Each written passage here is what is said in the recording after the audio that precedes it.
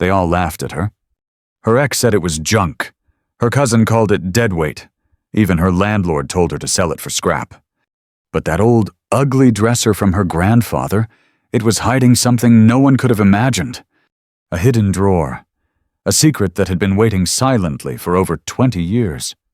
Inside a fortune, $150 million in forgotten stock certificates and bonds. And it didn't just change her bank account.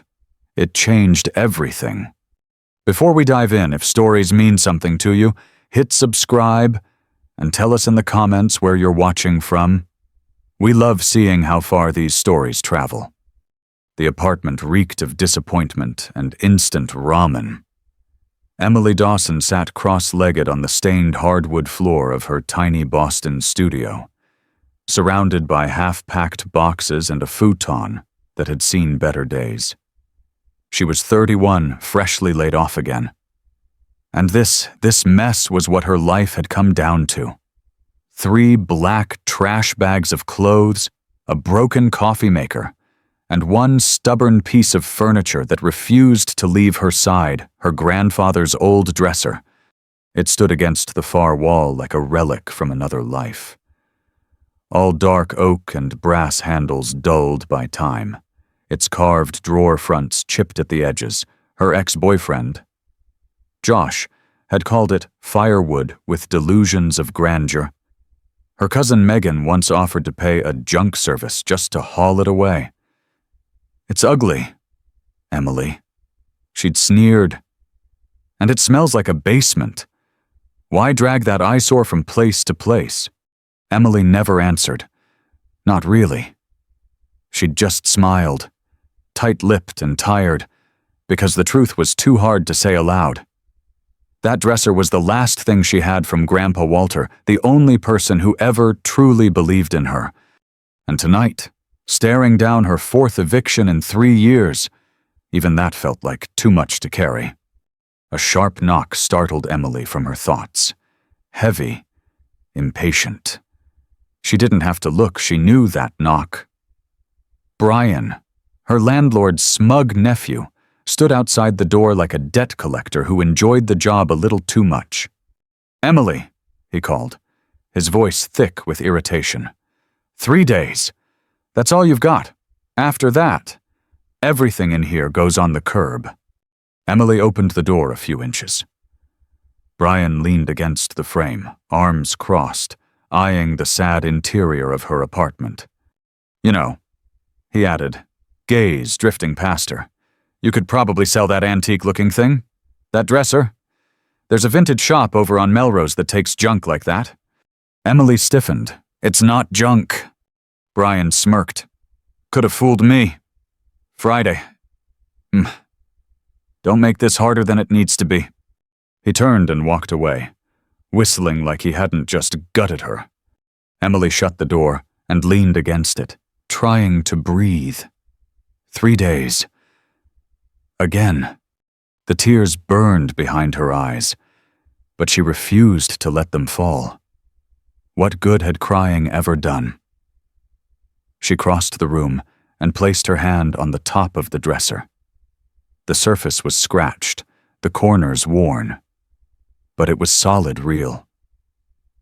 Her fingers traced the grain of the wood like she was reading Braille, hoping for comfort. Her grandfather had gifted her that dresser on her 18th birthday. He'd wheeled it into the garage where she was staying after her parents' divorce. "It's not pretty," he'd said, wiping dust off the top. "But neither is life.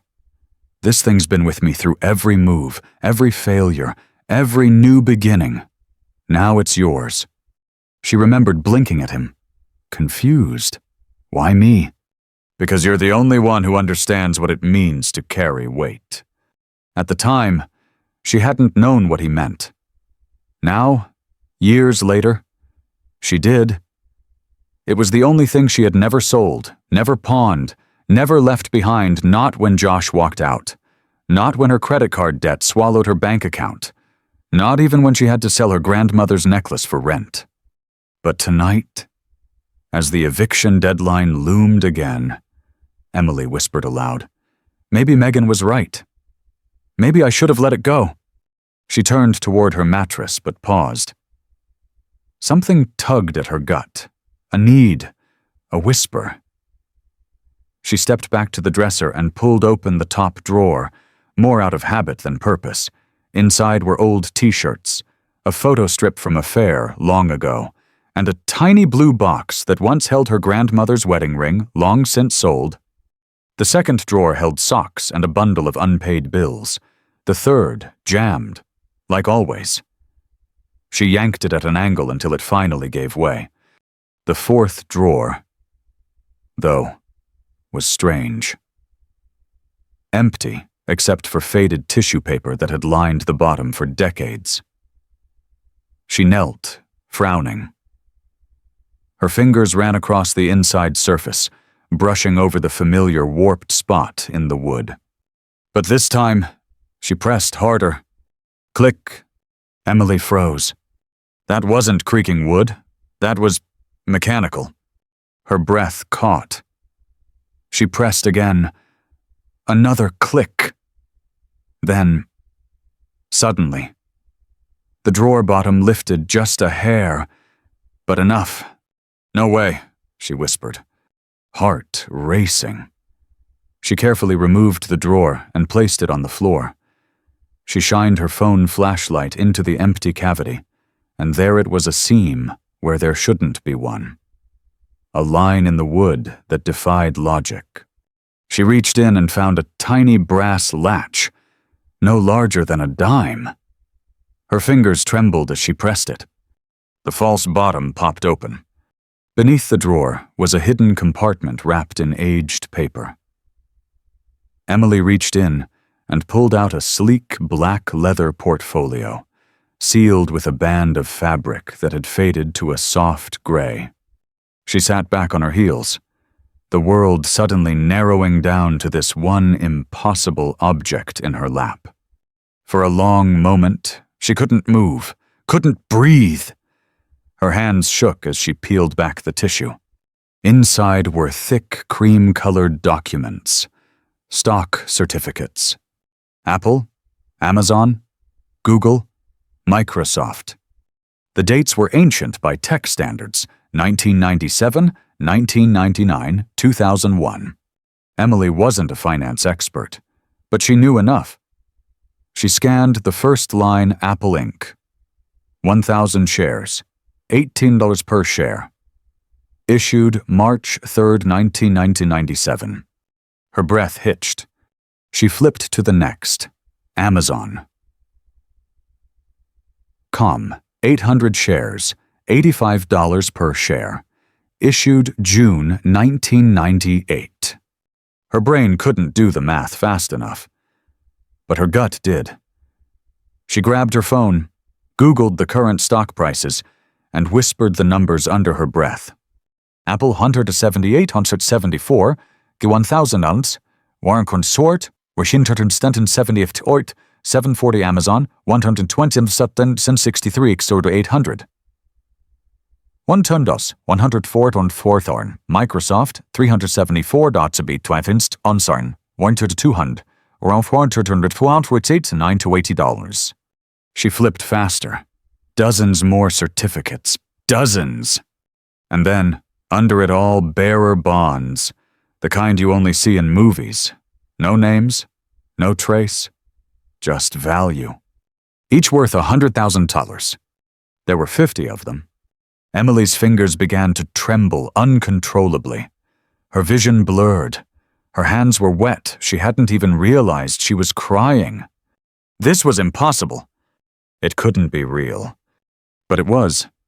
In the silence of that crumbling studio apartment, with eviction notices taped to the door and moving boxes half empty, Emily Dawson sat cross-legged on the floor, clutching a legacy no one believed in, $150 million hidden in a dresser everyone told her to throw away. And for the first time in years, she wept. Not from despair, but from awe. Emily sat frozen on the cold floor. Her entire world shrunk to the black leather portfolio in her lap. Her breath came in short, ragged gasps as she clutched the documents, so many of them, thick paper with ornate borders, dates that spanned decades, names of companies that now ruled the world. This had to be a mistake.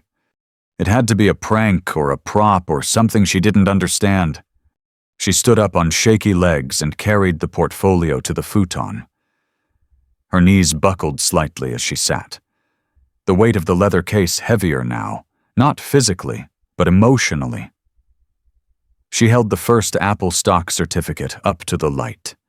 The signature, the embossed seal, the age of the paper. It was real, all of it. And then, tucked beneath the last page of bearer bonds, she saw it a cream envelope with her name scrawled across the front in familiar, elegant cursive. Emmy girl, it began. She felt her heart twist. No one had called her that since him. If you're reading this, I'm gone. And you found what I never had the courage to say out loud. You were always meant for more. I just didn't know how to give it to you without breaking the very things that made you strong. She clutched the envelope like it might vanish. This dresser has been in our family for 3 generations. But I'm the one who altered it. In 1989, after your grandma passed, I built the hidden compartment. Everyone thought I was losing it back then. Maybe I was. But I wasn't about to trust the banks, not after what happened to my dad during the crash. So I hid the best of what we had right here, because I knew one day someone would need it, someone worthy, someone stubborn, someone like you. Emily's tears came fast now, spilling silently onto the yellowed paper. We invested in the markets for decades, lost more than we made. But then came Apple, Amazon, Microsoft. I didn't know much about computers, but I believed in people who dared to dream bigger. I bought small, and I held on. Everyone thought I was a fool. Hell, your mother called me a hoarder with delusions, but I wasn't hoarding, I was hoping that someday someone would find this who needed it more than anyone else. And Emmy girl, that someone is you. Emily covered her mouth with her hand, a sob breaking loose. You've carried more than your share. You gave up art school to care for your dad. You worked nights at that grocery store to pay the bills after he passed. You've lost love, lost friends, lost sleep, but you never lost your kindness. That matters. That always mattered. You kept this dresser when no one else saw value in it, not because it was beautiful, but because it reminded you of me. That's why you deserve what's inside. There's roughly $150 million in stock and bearer bonds in that portfolio. Maybe more, depending on the market. It's yours. All of it. I've left instructions with a lawyer, Nathan Cole, Cole & Brennan LLP in Cambridge. He'll help you verify everything and file the proper transfers. I've also set up a trust, just in case you found this after my death. The details are with him. But before you do anything, I want you to sit still, close your eyes, and breathe. Remember who you are. You are not this money. This money is a tool. You are the gold. You are the treasure. Don't let this change who you are. Let it free you to become who you were always meant to be. With all my love, Grandpa Walter. Emily's shoulders shook as she pulled the letter to her chest. For a moment, the noise of the world outside traffic, sirens. Her buzzing phone faded into a kind of stillness she hadn't felt in years. Freedom didn't come with keys or vacations or paychecks. It came in the form of a letter from someone who had seen her clearly her whole life, even when no one else did. And the dresser, God, the dresser. She walked over and knelt in front of it again, running her fingers across the carved front like it was a living thing. They all laughed at me, she whispered. They said it was ugly, that I was crazy for holding on to it. And maybe she had been, but not anymore. That old, battered piece of furniture had been her anchor, her burden, her heirloom, and now her salvation. Emily stood up and turned toward the stack of unpaid bills on her desk. They didn't matter anymore. But she wasn't going to light them on fire or dance on them, not yet. She needed to be smart, careful, quiet. And tomorrow morning? She was calling Nathan Cole. The morning sunlight filtered through the dusty blinds as Emily sat at her small kitchen table, a cup of instant coffee growing cold beside her. The portfolio lay open in front of her again, every page examined, every number memorized.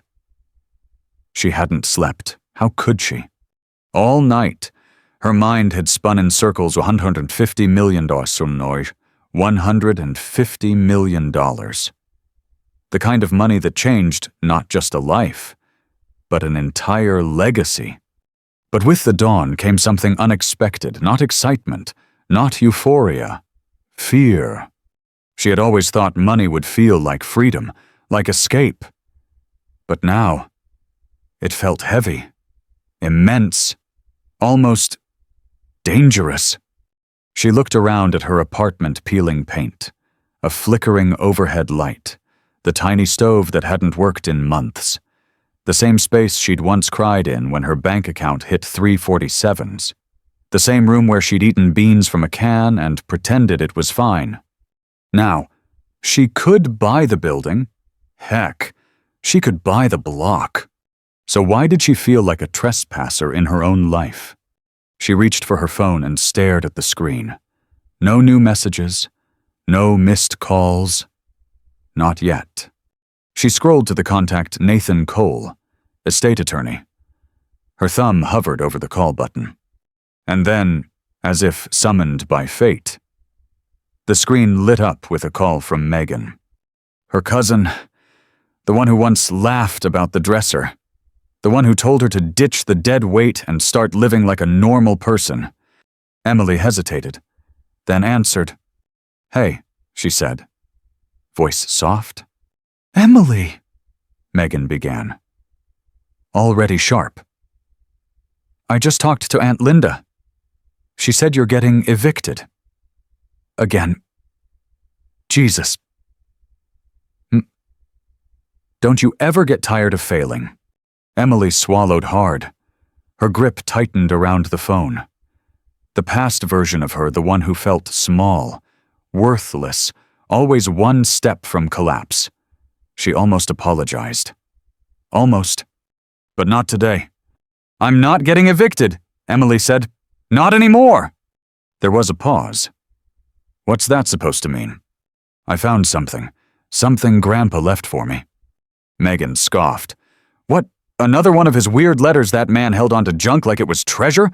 I told you years ago that dresser was just—" "It wasn't just a dresser," Emily cut in, voice steady now. He hid something inside it. A portfolio, stocks, bonds, legal documents. It's real, Megan, and it's big. How big? Emily hesitated, then answered, 9 figures. Silence. "And then you're lying." "No, I'm not." You're sitting on that kind of money? That's ridiculous." "I used to think so too," Emily said. "But it's true. Grandpa left it all for me." Megan's voice dropped to a whisper. "Why you?" And there it was. The question Emily had been asking herself. "Maybe because I never stopped believing in him," she said. "Even when no one else did. Even when he was just an old man with outdated furniture and fading memories. I listened. I stayed. I held on to what mattered. There was nothing on the line for a long time." Then Megan muttered, "That's insane," and hung up. Emily let out a long breath and set the phone down. She didn't cry. She didn't flinch. She felt clear. She stood up, grabbed her jacket, and headed out into the crisp air. The city looked the same, buses honking, people rushing by, pigeons pecking at crumbs on the sidewalk, but everything was different. She walked to the nearest cafe and ordered a coffee. The good kind. With oat milk? When the barista called her name and handed her the cup, she didn't panic about her debit card getting declined. She didn't hesitate before tipping. She didn't count the change in her wallet. She just smiled, and then she sat down and opened her laptop. She typed, "How to legally verify bearer bonds." Then, how to find a financial advisor you can trust. Then, what to do when you suddenly inherit millions. Article after article told her the same thing. Move slowly. Trust no one. Build a team. Protect yourself. Emily bookmarked them all. Then she wrote an email to Nathan Cole. Subject: my grandfather Walter Dawson body. Hi, Mr. Cole. My name is Emily Dawson. I believe my grandfather, Walter Dawson, left instructions with you regarding his estate. I recently discovered documents and a letter from him, and he directed me to contact you directly. Please, let me know when we can meet. Best, Emily. She hit send before she could talk herself out of it. Her fingers hovered over the keys, and then, on instinct, she opened a blank document and typed, "They all laughed at me for keeping Grandpa's dresser, but what they didn't know was that it held everything." She sat back and stared at that line for a long time. Maybe it would be the first line of a memoir someday. Maybe no one would ever read it but her. But it was true, and for the first time in years, truth felt powerful. Emily stood outside the ivy-covered building in Cambridge, hands jammed deep in the pockets of her coat. Her phone buzzed another notification from her landlord, reminding her the rent was past due. She silenced it and stared up at the gold letters on the door, Cole and Brennan LLP. Inside this office, her life could either become something entirely new or crash into a spectacular misunderstanding. She stepped in. The receptionist smiled. "You must be Emily Dawson. Mr. Cole is expecting you." A few minutes later, a tall, silver-haired man appeared in the doorway. "Miss Dawson," he said warmly. "I've been waiting a long time to meet you." They shook hands, and Emily followed him into a stately office filled with rich wood, leather-bound books, and a framed photo of a much younger Nathan Cole, with her breath caught Grandpa Walter. "You knew him?" she asked softly. "Very well. Walter was one of my earliest clients. He was brilliant, quiet, kind, very private, and very determined to protect what he built." Emily nodded, barely holding back emotion. "He left me a letter. And more." Nathan sat behind his desk and opened a thick manila folder. "Yes. He also left me very specific instructions. I wasn't to contact you. You had to find it on your own. He said that if you did, then you were ready." "Ready for what?" Nathan slid a paper across the desk. "For this." Emily leaned forward. A trust agreement. Her name, her grandfather's signature.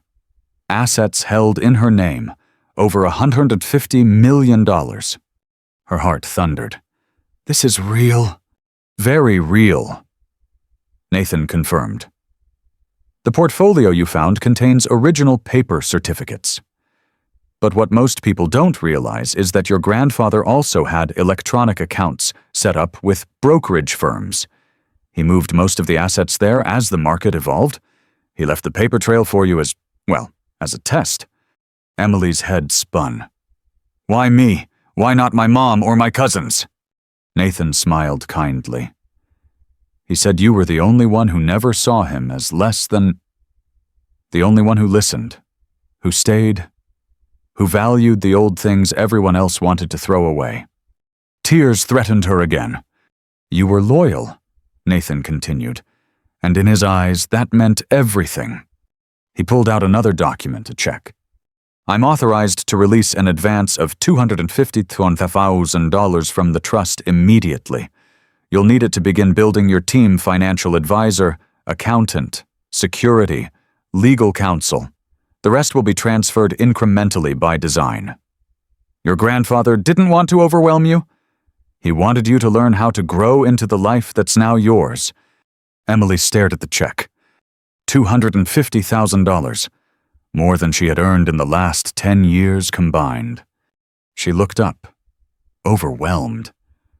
"What do I even do first?" Nathan chuckled softly. You breathe, Miss Dawson. You breathe. And then you plan. Aye. Emily spent the next 3 days doing just that. She paid her rent. In full. In cash. Brian had the nerve to look offended when she handed it over. You get a new job or something, he muttered. Something like that, Emily said with a soft smile. She found a wealth manager. Rachel Kim, a sharp and thoughtful woman who didn't blink when Emily walked in carrying a battered leather portfolio with $100 million inside. This kind of wealth, Rachel said, comes with opportunity but also predators. The first thing we do is protect you, then we teach you. Emily met with her daily. They reviewed asset allocations, tax implications, potential charities. Rachel emphasized structure, boundaries, privacy. You tell no one until you're ready, she said. We keep this quiet, for your safety. So Emily did. She kept showing up to her bakery shift, at least for now. She still helped customers, still rolled dough at 5 a.m, still walked home in the dark. But everything felt different.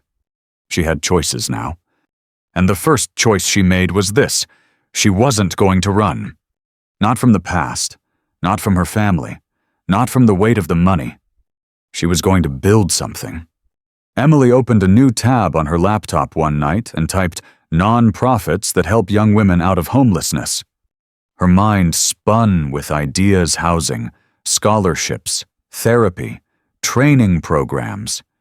She remembered every night she cried herself to sleep on a borrowed mattress, every condescending look when she paid with coins, every job she worked while sick, just to keep the lights on. Now she could build something for the women who were where she'd been. She didn't just want to be rich. She wanted to be useful. She wanted to be legacy. And it had all started with that old, ugly dresser everyone told her to throw away. Emily looked across her apartment.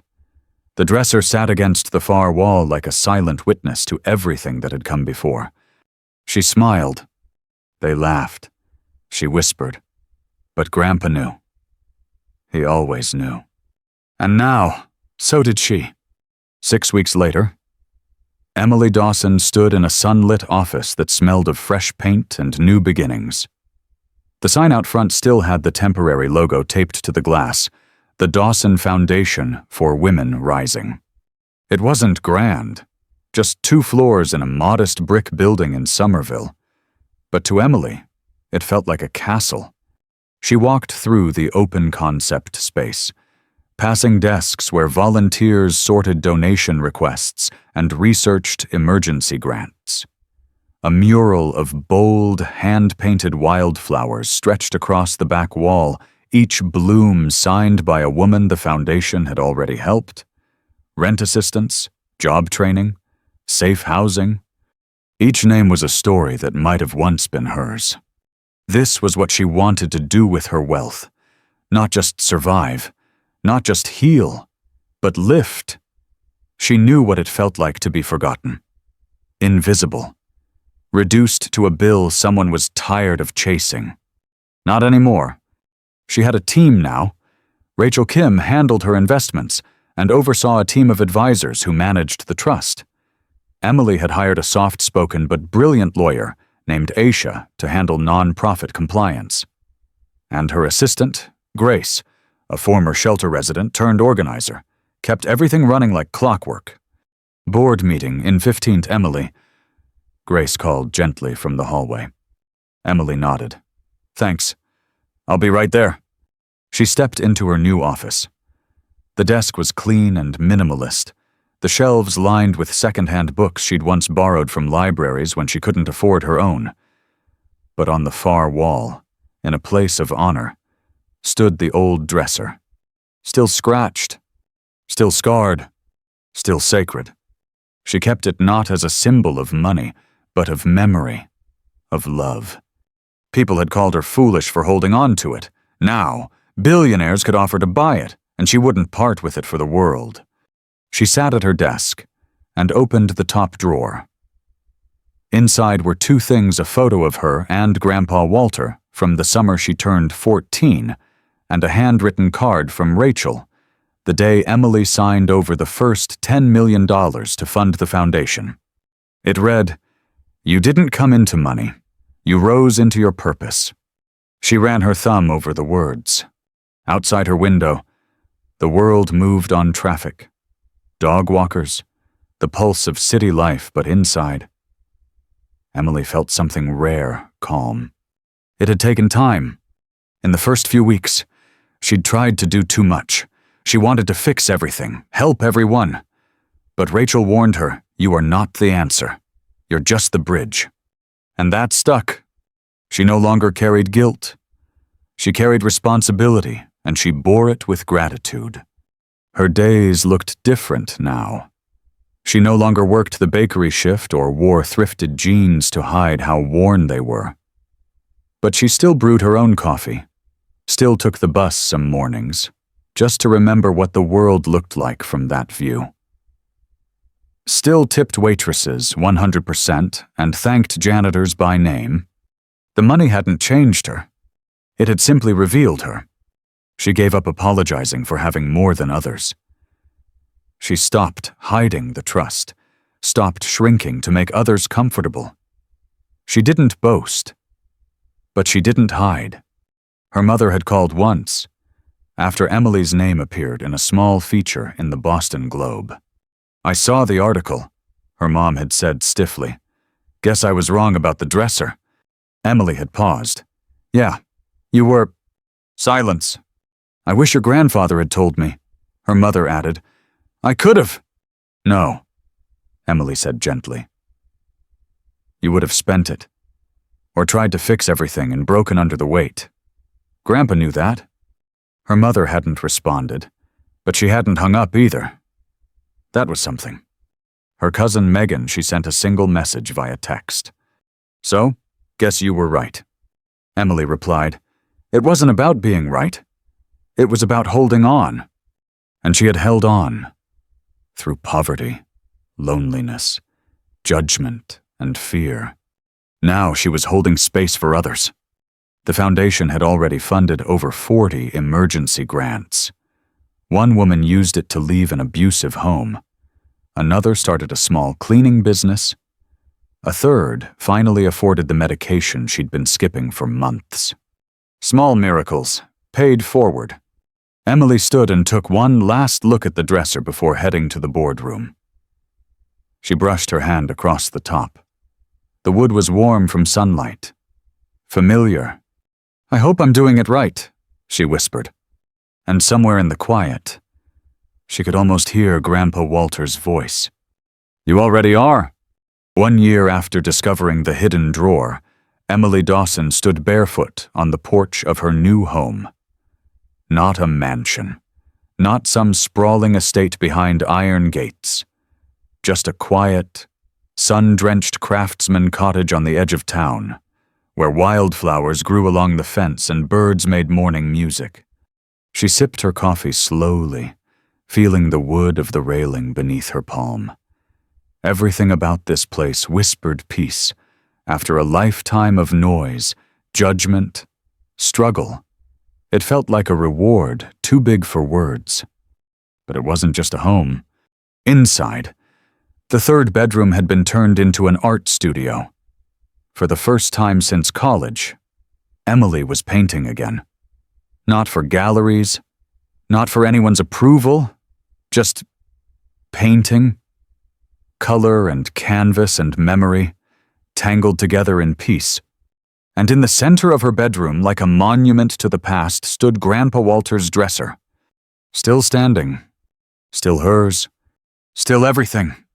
That morning, she placed one of her paintings on the dresser. It was small, just an impressionistic swirl of soft golds and weathered browns. It looked, in a way, like the light that had once pooled on the floor of her run-down studio apartment. The light that had hit the dresser the day everything changed. There were still days when she woke up in disbelief, when she checked her accounts and expected them to vanish like a dream, when she looked in the mirror and thought, "How did I get here?" But more often now, she woke up smiling. Because it wasn't a dream. It was a gift. One she'd carried unknowingly for years. A gift wrapped not in ribbon, but in grief, patience, and persistence.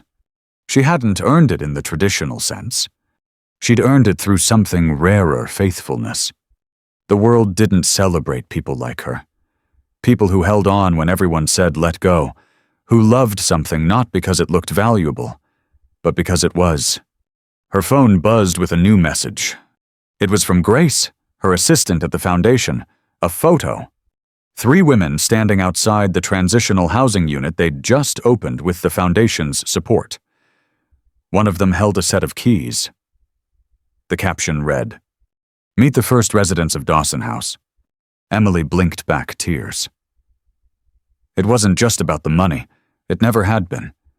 It was about turning pain into possibility, about turning survival into sanctuary for herself and for others.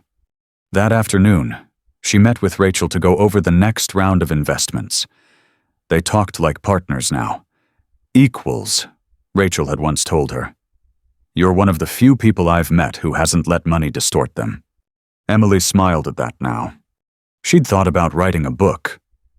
Not about the money, though, that made a good headline, but about the journey, about legacy, about believing in something when everyone else calls you foolish. Maybe she'd call it The Dresser. One night, as a quiet wind brushed through her open window, Emily sat beside the dresser and pulled out her journal. She wrote, "They all laughed at me. My ex, my family, my landlord. They said I was ridiculous for keeping a broken piece of furniture. They said it was worthless. They were wrong, because it held more than money. It held memory. It held proof that someone once believed in me so much. They hid their legacy in the one thing I'd never abandon." She closed the book and rested her hand on the dresser's surface. "I wish you could see it.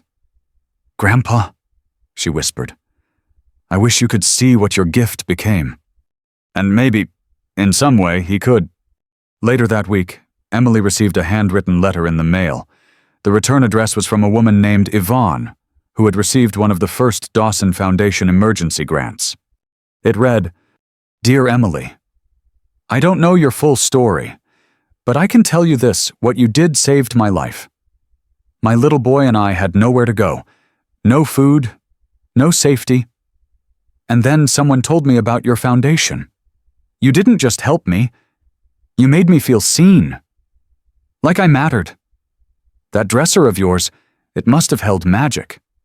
Because what it gave you, you've now passed on to others. I hope you never forget how many lives you've touched. I'll never forget you. With love, Yvonne." Emily folded the letter and tucked it into the top drawer of the dresser. Not with the stocks, not with the bonds, but with the moments that actually meant something. She stood for a long while in the doorway of her room, looking at that old piece of furniture. Ugly to some, heavy, outdated. But to her, it was the beginning of everything. Sometimes, the world tells you to let go of things it doesn't understand, to throw away what looks old, heavy, useless. But what if the very thing you're being urged to abandon is the one thing keeping you grounded? Emily Dawson didn't hold on to the dresser because it was beautiful. She held on to it because it meant something. Because someone she loved gave it to her.